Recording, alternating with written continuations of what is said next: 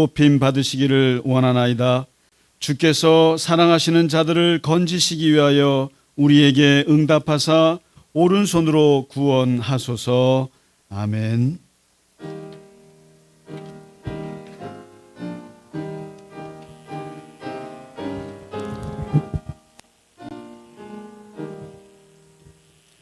만유의 주제 존귀하신 예수 사람이 되신 하나님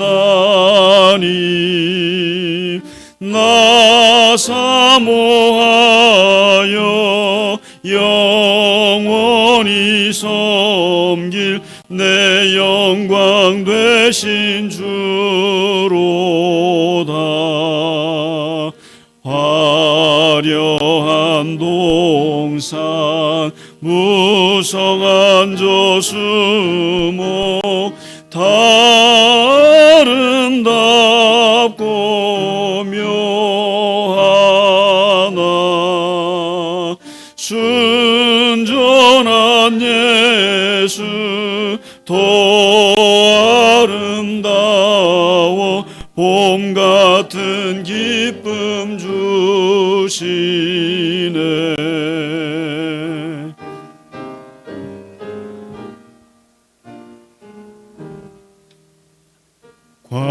광명한 해와 명랑한 저 달빛 수많은 별들 빛나나 주 예수 빛은 더 찬란하여 참 비교할 수 없도다.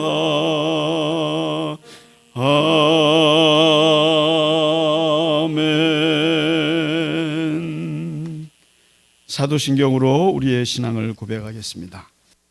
나는 전능하신 아버지 하나님 천지의 창조주를 믿습니다. 나는 그의 유일하신 아들 우리 주 예수 그리스도를 믿습니다. 그는 성령으로 잉태되어 동정녀 마리아에게서 나시고 본디오 빌라도에게 고난을 받아 십자가에 못 박혀 죽으시고 장사된 지 사흘 만에 죽은 자 가운데서 다시 살아나셨으며 하늘에 오르시어 전능하신 아버지 하나님 우편에 앉아 계시다가 거기로부터 살아있는 자와 죽은 자를 심판하러 오십니다. 나는 성령을 믿으며 거룩한 공교회와 성도의 교제와 죄를 용서받는 것과 몸의 부활과 영생을 믿습니다. 아멘. 오늘의 교독문 시편 90편입니다. 주여 주는 대대에 우리의 거처가 되셨나이다.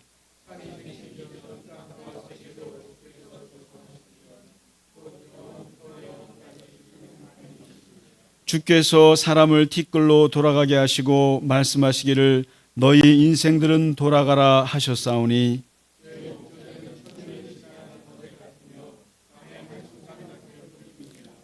주께서 그들을 홍수처럼 쓸어 가시나이다. 그들은 잠깐 자는 것 같으며 아침에 돋는 풀 같으니이다.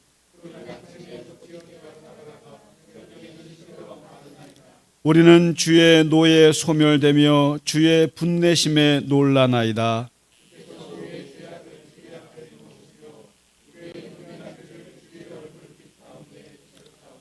우리의 모든 날이 주의 분노 중에 지나가며 우리의 평생이 순식간에 다하였나이다.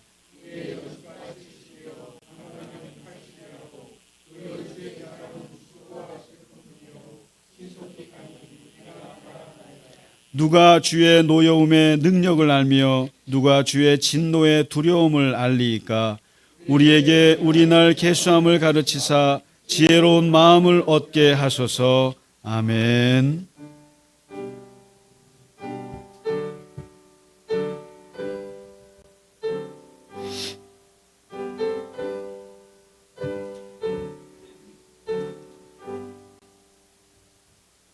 찬양 성부 성자 성령 성삼 삼위일체께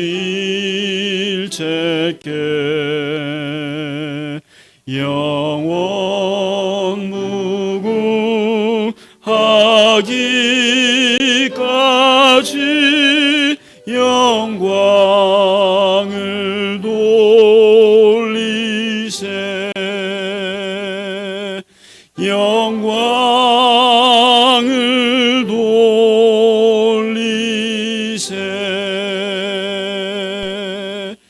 아멘.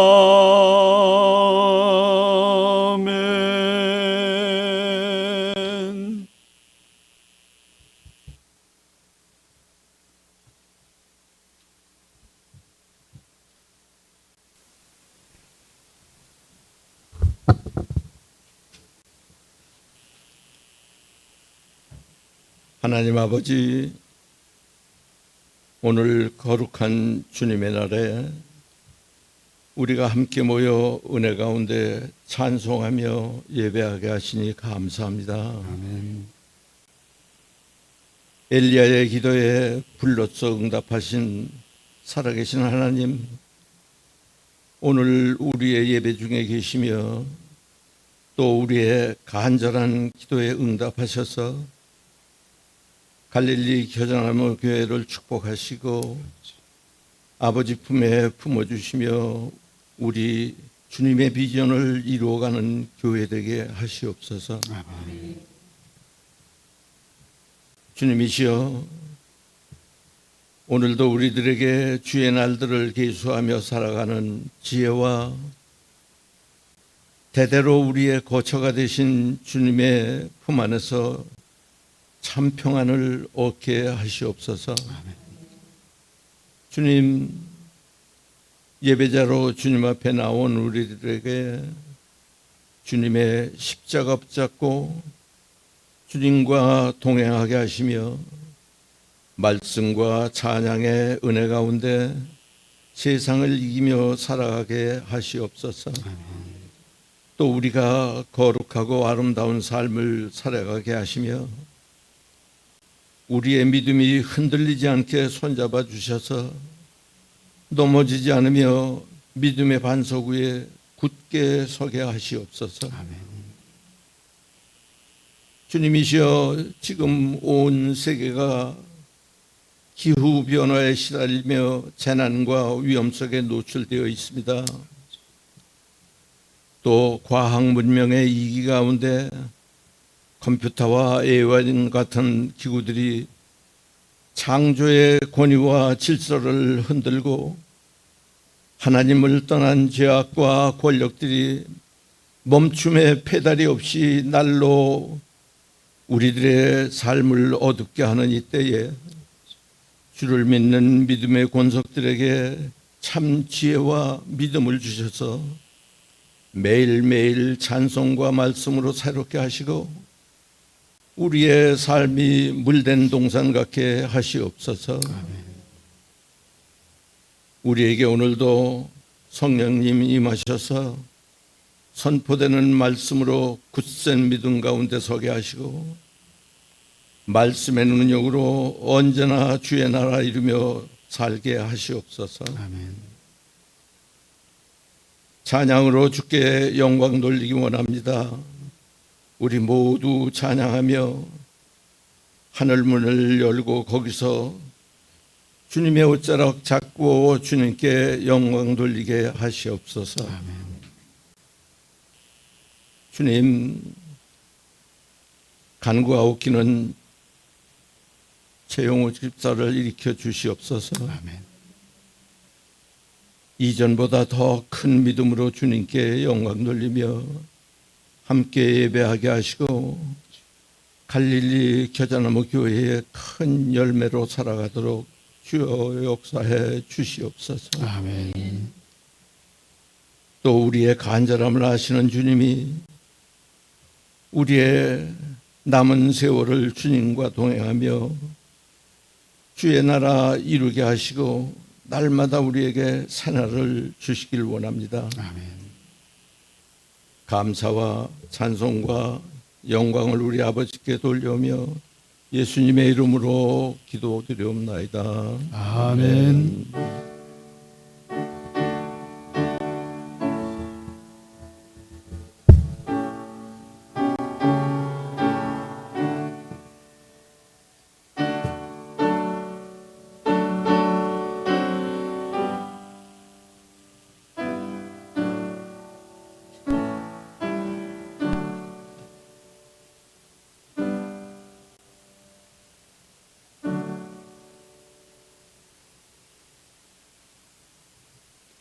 아멘. 찬송가 304장 그 크신 하나님의 사랑 다 함께 찬양 드리겠습니다.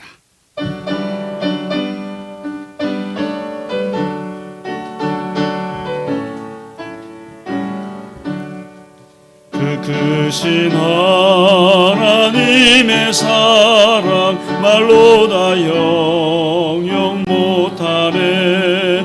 저 높고 높은 별을 넘어 이 낮고 낮은 땅 위에 죄범한 영혼 구하려 그 아들 보내사 화목제물 받으시고 죄 용서하셨네. 하나님 크신 사랑은 증량 다 못하네. 영원히 변치 않는 사랑 성도여 찬양하세. 괴로운 시절 지나가고 땅 위에 영화쇠할 때 주 믿지 않던 영혼들은 큰 소리 외쳐 울어도 주 믿는 성도들에게 큰 사랑 베푸사 우리의 죄 사했으니 그네 잊을까. 하나님 크신 사랑은 증량 다 못하네. 영원히 변치 않는 사랑 성도여 찬양하세.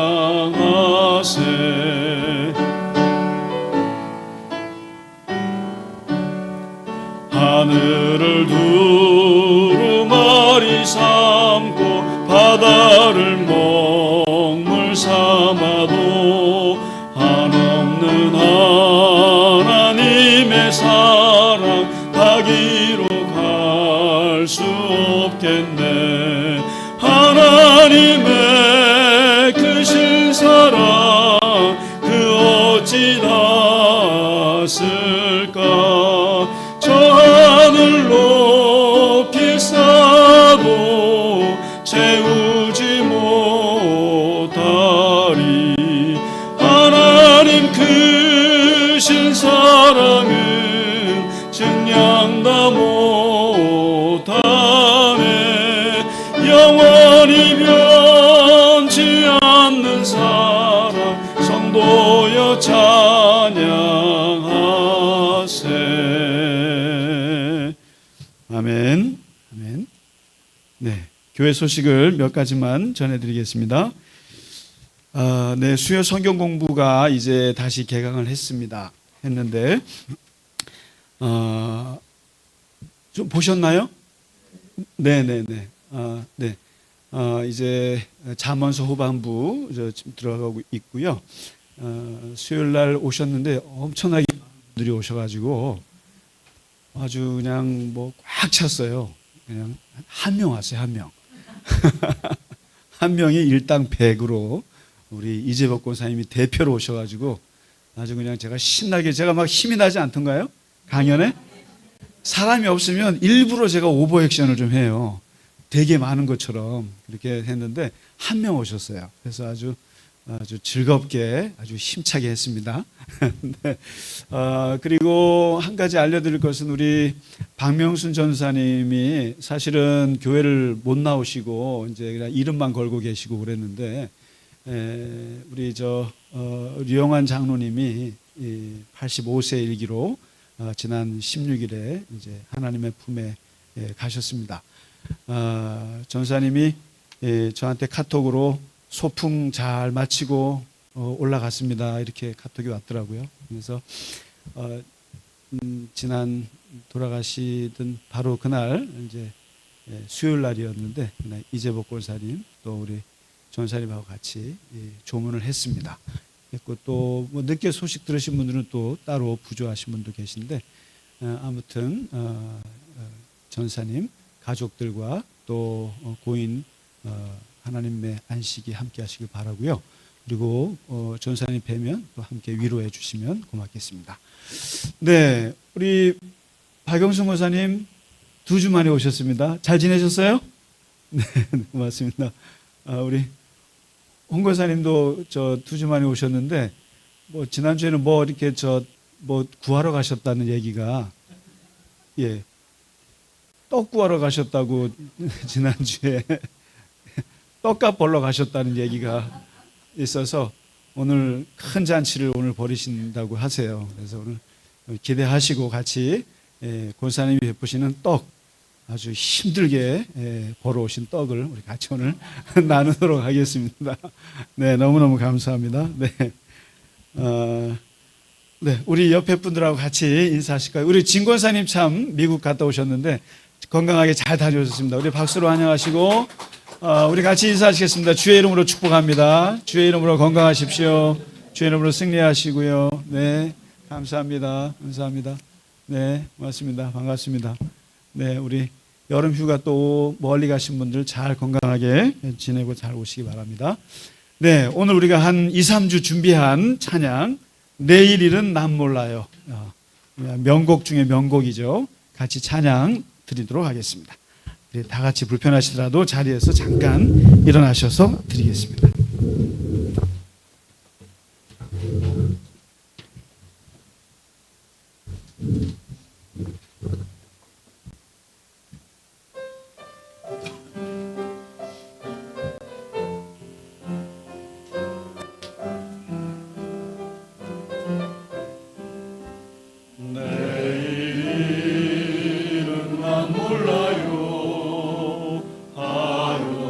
하루하루 살아요.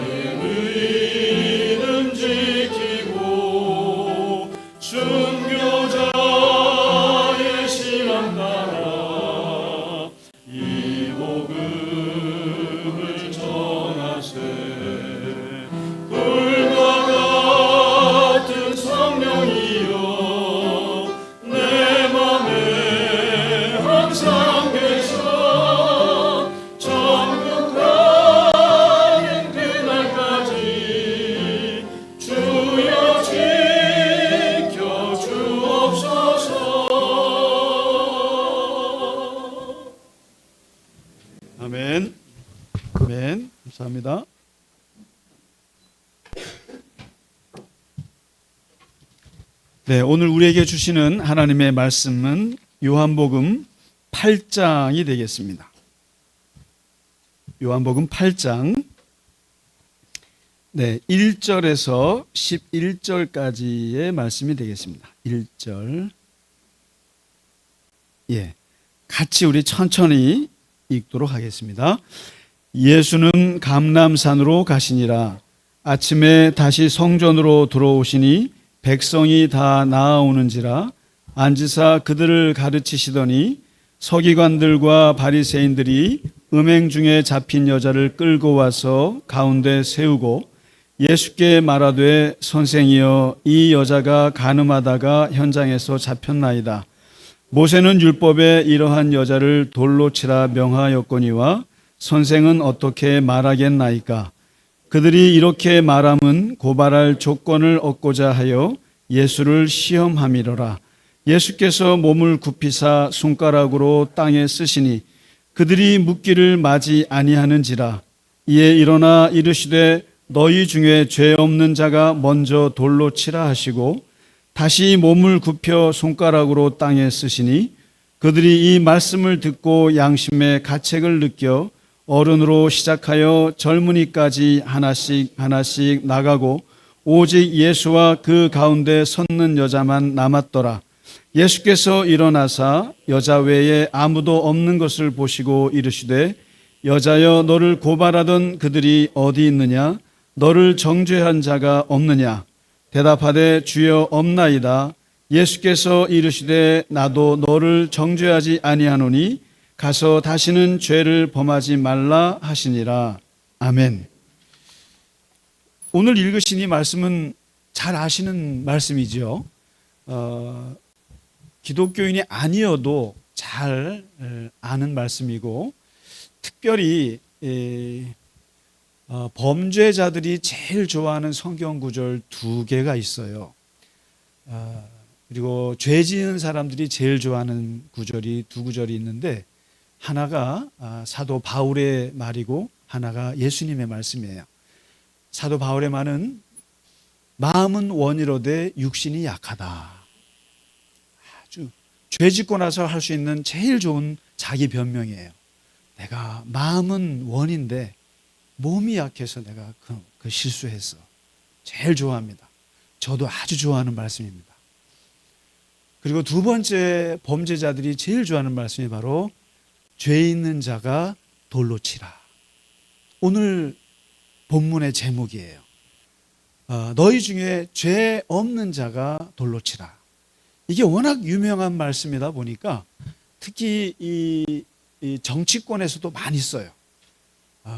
예를 들면 여당 인사가 죄를 지으면 야당들이 막 비난하면 너희들 중에 돌로 있는 자 아니지 돌 있는 자가 아니라 죄 없는 자가 돌로 치라 했다.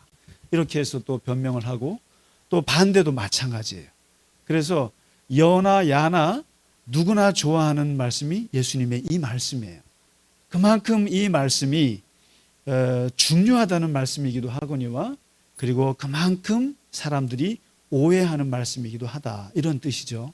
특별히 오늘 이 요한복음 8장에 있는 이 말씀 여기서는 기독교인들이 이 죄에 대해서 어떻게 바라봐야 하는지 그리고 특별히 죄인에 대해서 어떻게 바라봐야 되는지를 가장 핵심적으로 말해주고 있는 예수님의 아주 핵심적인 정신이에요. 기독교가 사회를 어떻게 보는지를 가장 잘 보여주는 예수님의 아주 엑기스 같은 말씀이 바로 오늘 너희 중에 죄 없는 자가 돌로 치라는 메시지입니다. 그래서 이 메시지가 얼마나 유명했으면 그 패러디들이 많이 나왔어요. 여기에 어떤 패러디 아시죠? 본문을 뒤집어서 하는 건데 예수님이 이제 너희 중에 죄를 짓지 않은 자만이 이 여자를 돌로 쳐라 그랬더니 사람들은 돌을 들었다가 다 내려놔요. 근데 갑자기 예수님이 돌을 들고 던지시는 거예요. 왜요? 예수님만 죄가 없으시니까. 두 번째 패러디예요. 이 말씀을 하시니까 다른 사람은 다 돌을 던지기를 멈췄는데 갑자기 한 여자가 돌을 던지는 거예요. 이 여자가 막 돌을 막 던지는 거예요. 근데 그 여인이 누군가 예수님이 보고 나서 한숨을 푹 쉬면서 얘기를 해요. 어머니 그만하세요. 이건 뭐예요? 성모 마리아 죄 없다라고 하는 가톨릭 신학에서 온 패러디예요. 죄 없는 자만 돌로 치라고 했으니까. 세 번째 패러디는 예수님께서 죄 없는 자만 돌로 치라고 말을 끝내자마자 갑자기 하늘에서 돌이 떨어지는 거예요. 하늘에서 막 돌이 떨어지니까 예수님께서 하늘을 보면서 아버지 그만해요. 그러면 짜증을 내더라. 뭐예요? 하나님이 돌을 던지시는 거죠. 그리고 마지막 패러디가 하나 있는데 이거는 사오정 패러디예요. 사오정. 이 말씀을 듣고 전부 다 사람들이 물러갔는데 사오정만 남아가지고 돌을 막 던지는 거예요. 신나게 돌을 던지니까 예수님께서 아니 당신은 도대체 누구요? 누구길래 왜 돌을 던지냐 그랬더니 사오정이 하는 말이 죽어라 스데반 죽어라 스데반 그러는 거죠. 사오정의 특징이 뭡니까? 번지수를 잘못 짚는 거죠. 스데반이 누구예요? 아시잖아요. 예, 그 7 집사 중에 첫 순교자인데 번지수를 잘못 짚고 여자한테 이제 그런 거죠. 이만큼 이 이야기는 그 패러디가 많이 나올 정도로 너무나 유명한 말씀이고 유명하다는 얘기는 그만큼 폐부를 찌르는 게 있어서 그래요. 근데 이 말씀은 사실상 딱 보면 어떤 게 떠오르냐면은 이렇게 생각하시면 딱 맞아요. 이 현장의 느낌이 바로 오늘날로 말할 것 같으면 아프가니스탄의 탈레반을 생각하시면 딱 맞아요. 그러니까 탈레반이 2000년 전에 지금 이 바리새인들과 서기관들하고 똑같다고 보시면 맞아요. 정확히 맞아요. 탈레반들이 어떻게 합니까? 여자들 뭐 이걸 히잡이라고 그러나요? 이런 거 안 쓰거나 어떤 여자가 이런 식으로 뭐 간음을 했다거나 뭔가 율법에 조금이라도 어긋남이 있으면 어떻게 합니까? 아프가니스탄에서 끌고 와서 총살해서 죽이지 않습니까? 바로 이 탈레반들이 이 간음하다가 잡혀온 여자를 놓고 예수님께 물어본다고 생각하시면 돼요. 오늘날. 아니면 여러분한테 물어보신다고 생각하시면 당신 같으면 어떻게 하겠어? 탈레반들이 묻는 거예요. 쉽게 말하면. 그런 분위기로 봐야 돼요. 뭐 상식적으로라든가 뭐 무슨 합리적인 그런 세팅이 아니에요. 아주 여러분도 보셨잖아요. 아프가니스탄에서 탈레반이 하는 걸 보면 그게 납득이 되세요? 그 사람들을 근본주의자라 그러는 거예요. 문자주의자라 그러는 거예요.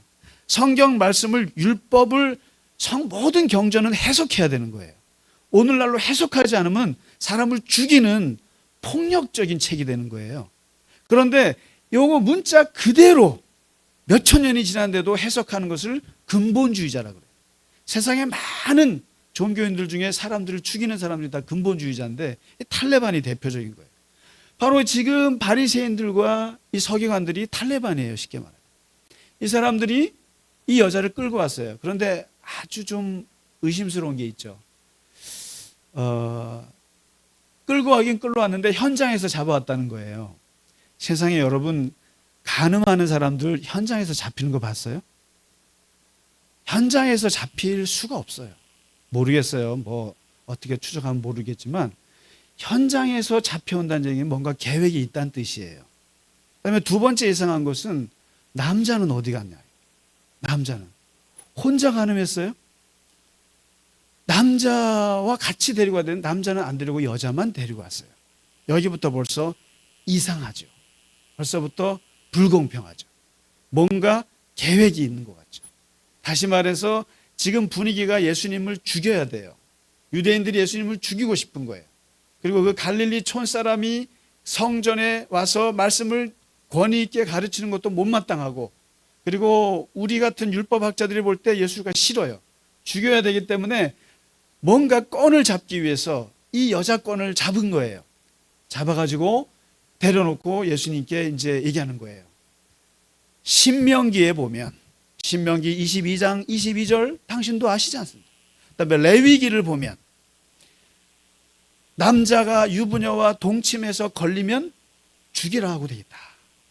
돌로 치라고는 안 돼 있어요. 물론 그런 말씀도 하나 있긴 있습니다.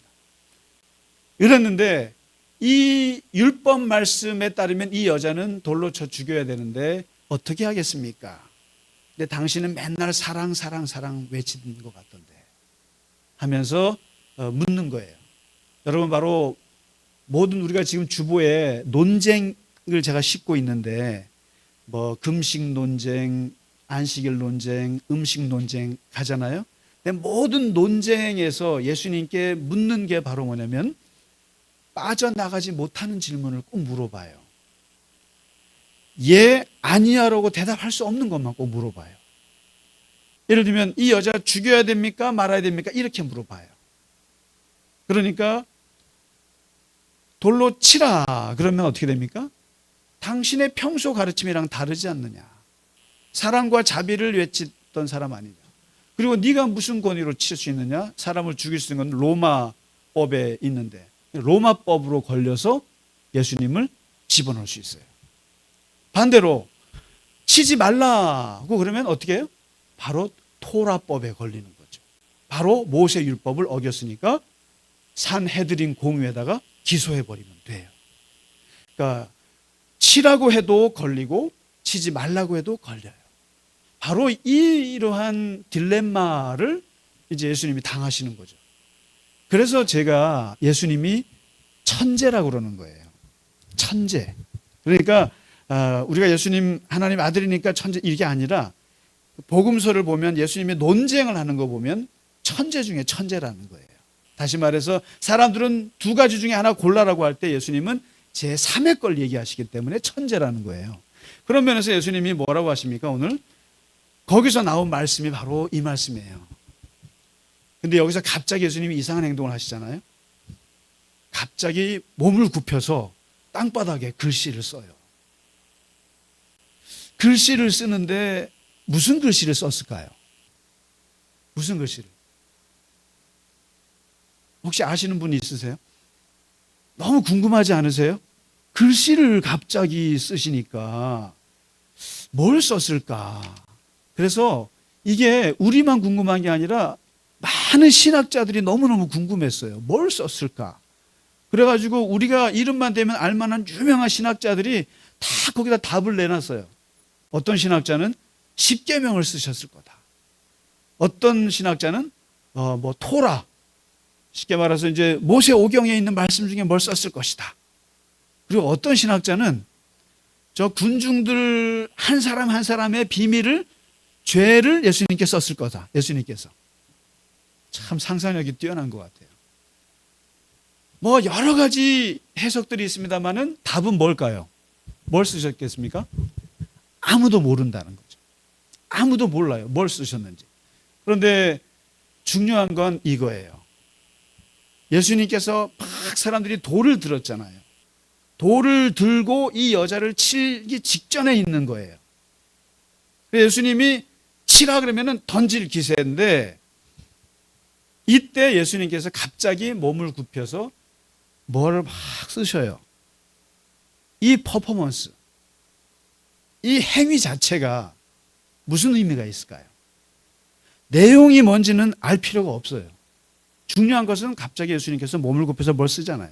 여러분 생각해 보세요. 집사님, 제가 집사님한테 뭐 질문을 막 했어요. 근데 집사님이 답을 안 하시고 갑자기 종이를 꺼내서 뭘 써요. 한참 써요. 메모를 하세요. 어떤 대화를 하다가 뭔가 메모를 할 때 그 메모하는 사람이 어떻게 보여집니까? 달리 보여요. 그리고 갑자기 흥분이 가라앉힙니다. 그리고 뭐지? 혹시 내 말을 적고 있나? 저 사람 혹시 뭐 하는 거지? 갑자기 집중하게 되고 갑자기 감정이 다운이 돼요. 다운이 되면서 갑자기 진지해집니다. 그 효과예요. 어떤 면에서. 차분하게 돌을 내려놓으라는 거죠. 그러면서 한참 뭘 쓰시다가 제가 볼 때는 아무것도 안 쓰리라고 생각해요. 그냥 뭐 이렇게 막 그적거리셨을 거예요. 그리고 한참 차분하게 된 다음에 예수님이 하신 말씀이 너희 중에 죄 없는 자만 돌을 던져라. 이런 명언을 하신 거죠. 이 명언이 나와요. 죄 없는 자가 돌을 던져라 라고 하니까 이 사람들이 갑자기 어떤 생각이 드냐면은 죄 없는 자가 하니까 갑자기 저 여인이 죄를 짓는 그것만 보였는데 갑자기 죄라고 하는 것이 나도 죄인이구나라고 하는 생각이 들면서 돌을 내려놔요. 바로 이 말씀이 주는 의미가 두세 가지가 있어요. 이거 좀 잘 좀 들어보세요. 첫 번째 중요한 의미는 죄의 보편성이에요. 죄의 보편성이에요. 죄는 누구나 짓는다라는 거예요. 누구나 짓는다. 죄의 사슬에서 벗어날 수 있는 사람은 아무도 없다는 거예요. 그런데 지금 이 성전 앞의 현장에서는 사람들이 돌을 들고 이 여자를 볼 때 남의 간음한 죄가 눈에 확 띄는 거예요. 뛰면서 거기에 흥분하면서 자기 죄가 안 보여요. 안 보이는데 예수님이 지금 딱 말씀하신 이 말씀은 저 여자의 죄와 너의 죄가 다르지 않다라는 거예요.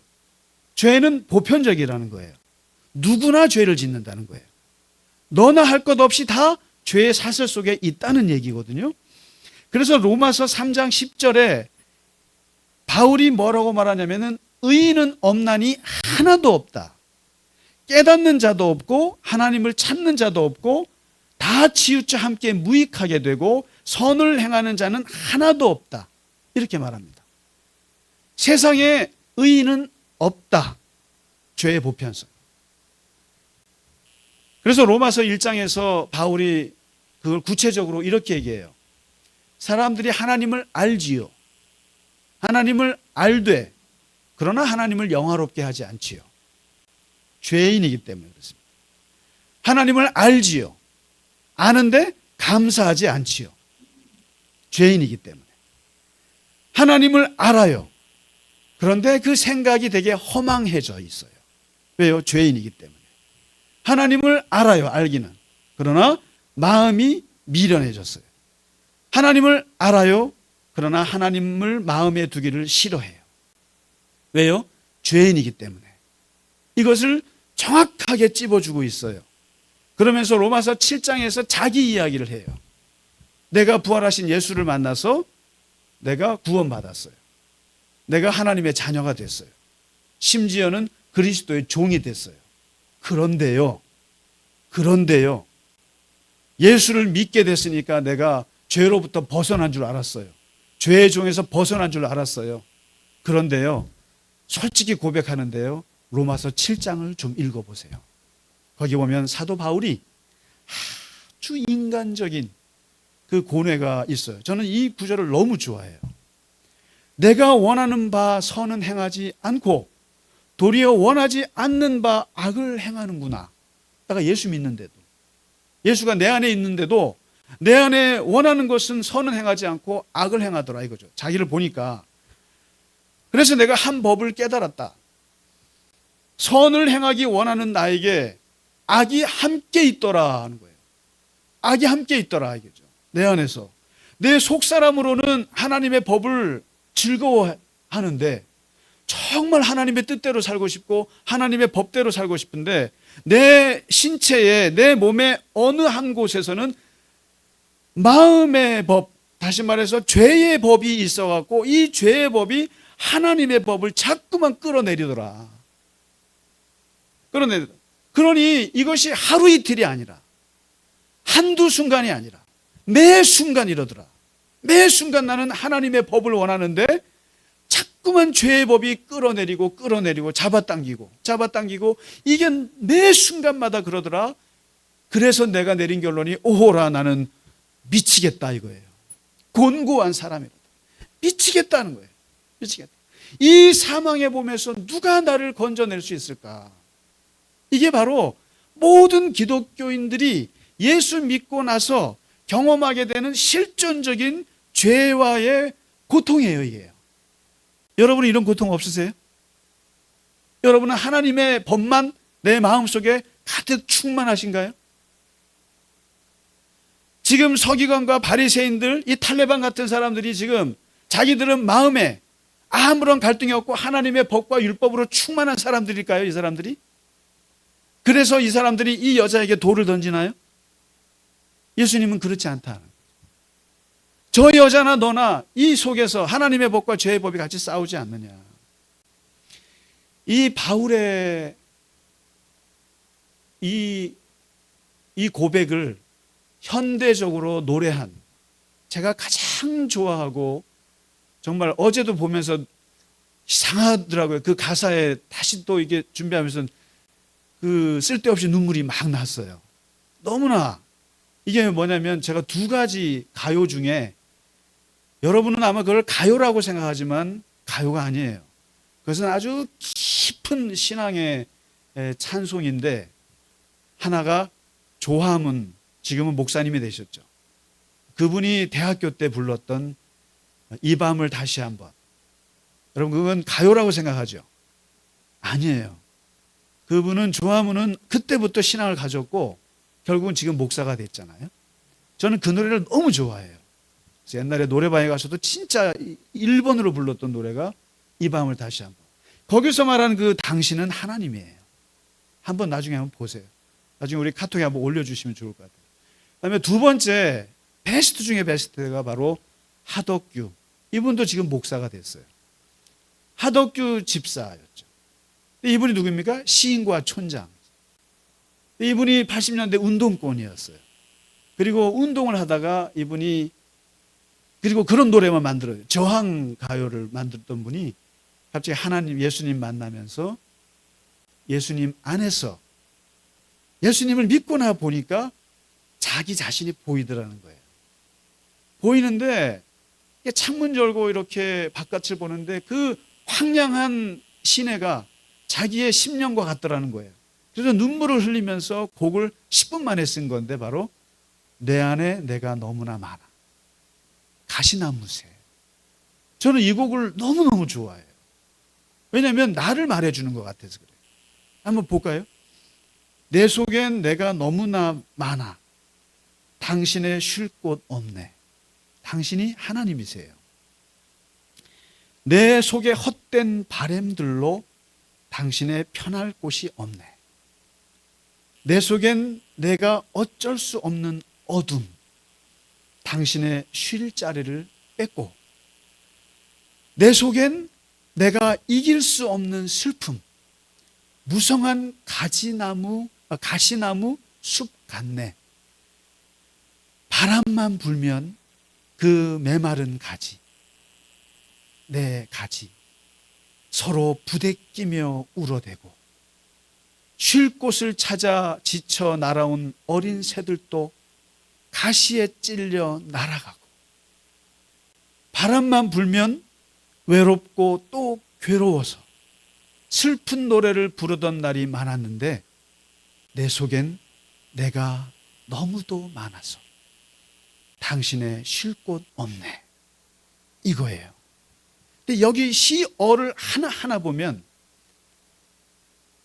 내 속에 내가 너무나 많아서, 근데 그 어떤 나가 있나 봤더니 헛된 바램으로, 헛된 허영심에 빠져고 헛된 욕망으로 가득한 나, 이것도 원하고 저것도 원하고 쓸데없는 허영심에 빠져 있는 나가 있고, 그리고 아무리 해도 밝아지지 않는 어쩔 수 없는 어둠.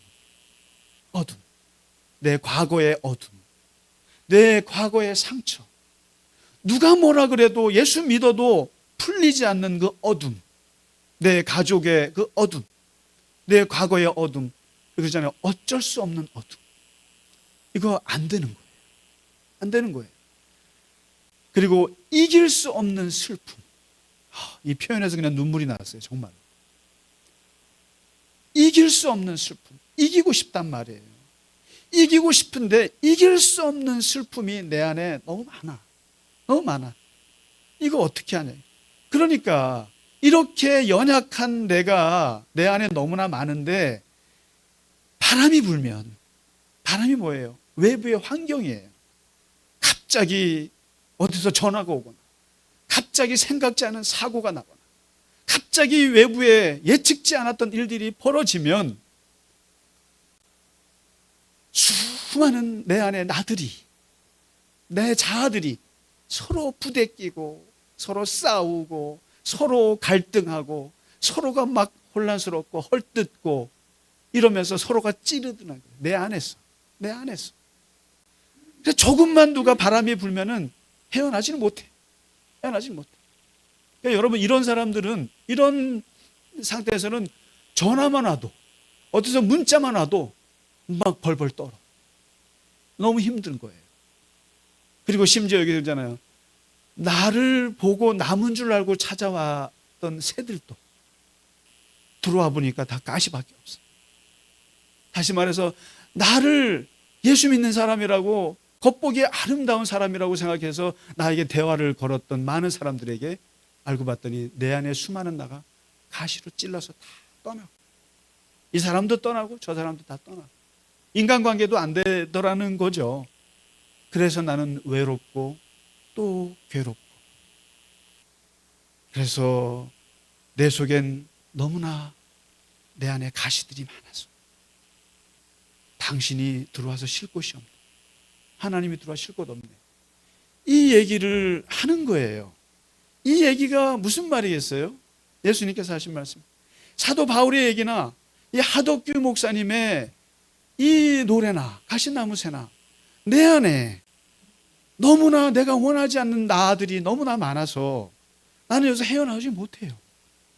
이게 우리의 실존이다 이거예요. 실존. 그것이 이 여인이 인생의 전체의 라이프, 인생의 삶에서 간음을 짓게 되는 이 사건, 이것이 한두 번에 이 여인이 원하는 거였겠느냐. 다시 말해서 지금 이 탈레반 같은 이 바리새인들에게 예수님이 하신 말씀은 왜 죄라고 하는 것을 남이 짓는 죄 그 현상만 보고 그것에 돌을 던지려 그러느냐. 이 여인의 입장에서, 아니면 너의 스스로 입장에서 내 안에 있는 그 죄악들이 얼마나 많은지 그 입장에서 한번 생각해 보면 그렇게 돌을 던질 수 있겠느냐라는 거예요. 실제로 여러분, 죄라고 하는 것이 하마티아예요. 헬라어로 하마르티아예요. 하마르티아라는 말은 화살을 쐈는데 빗나갔다 뜻이에요. 화살을 50m 놓고 쐈는데 빗나가요. 근데 보세요. 그러면 우리가 화살을 쏠 때 몇 번이나 그 관역에 맞출 수 있다고 생각하세요? 하마르티아가 이상한 게 아니에요. 당연한 거예요. 왜냐하면 양궁 선수들, 우리가 양궁 선수들이 세계 제일이라 쏘면은 10점, 9점. 그러니까 마치 보면은 다 맞추는 것 같잖아요. 안 그래요. 우리 같은 사람들은 쏘면은 100발 어떻게 될까요? 100발 중에 한 발. 한 발이에요. 그럼 99발은 다 죄라는 얘기예요. 쉽게 말하면. 여러분, 야구 저 류현진이 던지는 거 몇 개 칠 수 있을 것 같으세요? 몇 개 쳐요? 3개 치면은 잘 치는 거잖아요. 3개 치면 잘 치는 거잖아요. 3할 타자가. 다시 말해서 7개는 못 쳐요. 죄예요. 다시 말해서 하마르티아는 3개가 아니라 7개라고요. 오늘 아침에 제가 장로님께 당구 물어봤어요. 당구 300, 500 치시는 분들은 성공률이 몇 %예요? 한 70%, 80%. 엄청 잘 치는 거라는 거예요. 근데 대부분은 다 100만 쳐도 잘 치는 거래요. 근데 100 치는 사람들의 평균 성공률은 10개 중에 한두 개. 맞나요? 나머지 9개는 죄예요. 이렇게 볼 수 있다는 거예요. 제가 농구를 좋아해서 가끔씩 저는 그냥 한 30분 정도, 왜냐하면 빨리 순식간에 땀을 흘릴 수 있는 게 농구라서 그냥 혼자 하기 좋아서 제가 학교 가서 농구를 해요. 한 30분 하고 와요. 그러면 한 50번 정도 던지면 몇 번 들어갈까요? 10골도 못 넣어요. 다시 말해서 40골은 다 하마르티아예요. 죄는 보편적이에요. 우리가 10개 중에 10개를 맞추는 사람은 예수님밖에 없어요. 아무도 그 죄를 벗어날 수 있는 방법은 아무도 없어요. 아무도 없어요. 그래서 이 오늘 예수님이 하신 말씀, 원래 이게 이미 3가지인데 오늘 한 가지만 이렇게 하고 다음 주에 좀 이어서 하도록 하겠습니다. 왜냐하면 이 본문이 워낙 기독교 윤리와 기독교 사상에서 워낙 중요한 본문이라 한 주 더 하도록 하겠습니다. 오늘은 첫 번째 것만 말씀을 드리고 마칠게요. 죄는 누구나 짓습니다. 누구나 짓습니다. 그렇기 때문에 이 여인이 지은 죄요, 하나님 편에서 보실 때 아주 보편적이에요. 도토리 키재기예요. 도토리 키. 그렇다고 예수님께서 그 죄를 없다 하진 않으셨어요. 나중에 말씀드리겠습니다만은 분명한 것은 오늘 죄 없는 자가 돌로 치라 라고 하는 첫 번째 의미는 너나 나나 누구나 내 안에 하마르티아가 있다. 너무나 많은 죄를 우리가 갖고 있다. 그러면 도대체 이 죄를 가지고 그럼 다 죽어야 되느냐? 그는 다음 주에 개봉 박도하도록 하겠습니다.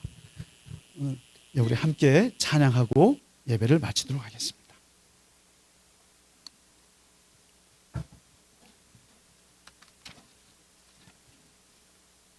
찬양하라 내 영혼아, 같이 찬양하면서 하나님 함께 봉헌하고 축도하도록 하겠습니다.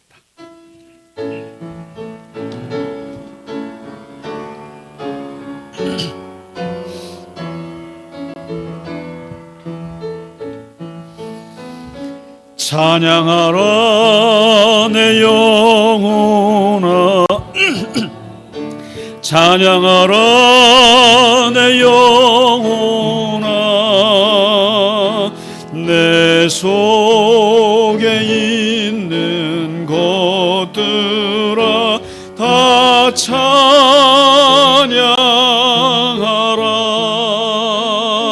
감사하라 내 영혼아, 감사하라 내 영혼아, 내 속에 있는 으라 다 감사하라. 기뻐하라, 기뻐하라 내 영혼아, 기뻐하라 내 영혼아, 속에 있는 것들아 다 기뻐하라. 다 같이 일어나시겠습니다. 송축하라 내 영혼아, 송축하라 내 영혼아, 내 속에 있는 것들아 다 송축하라.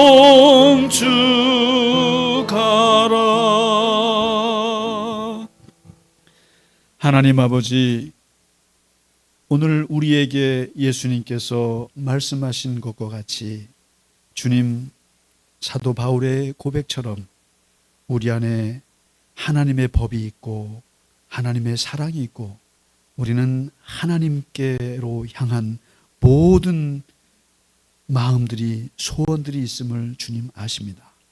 그러나 동시에 우리 안에 또 다른 나아가 있어서 그 하나님의 법을 끌어내리고 갈등하고 우리 안에서 혼란이 있음을 주님 고백합니다. 하나님, 우리는 하나님 앞에 죄인임을 다시 한번 고백합니다. 아무것도 완벽할 수 없고 아무것도 주님 앞에 내놓을 곳이 없는 하나님 앞에 죄인입니다. 이 죄인을 받아주신 그 예수님의 사랑을 우리가 의지해서 살아가게 하시고 그 주님의 사랑에 힘입어서 지금도 한순간 한순간 살아있어서 감사합니다. 아버지 하나님, 우리 안에 죄인을 사랑하시는 그 주님의 사랑을 하나님 가지고 이 땅을 살아갈 때 하나님의 능력 안에 살아가게 하시고 하나님의 사랑으로 충만한 삶을 살게 하여 주옵시고, 또한 우리가 다른 사람의 죄를 지적하고 그들의 죄를 비난하지 않게 하시고 오직 나를 돌아보는 하나님의 자녀로 살아가게 하여 주시옵소서. 하나님 아버지, 이 시간 주님 앞에 드린 예물 위에 하나님 축복하시며 그 손길을 기억하시고 항상 주와 동행하며 승리하는 순간순간이 되게 하여 주시옵소서. 우리 최 집사님 건강히 일어나게 하시고 하나님의 능력으로 힘입게 하여 주시옵소서. 이제는 우리 주 예수 그리스도의 크신 은혜와 하나님 아버지의 지극하신 사랑하심과 성령의 감화, 감동, 위로, 교통하심이 오늘 주님을 송축하고 주님을 예배하고 이 세상 가운데 파송되어 살아가는 우리 모든 갈릴리 겨자나무 교회 교우들 머리 위에 이제로부터 영원까지 함께 하시기를 간절히 축원하나이다. 아멘.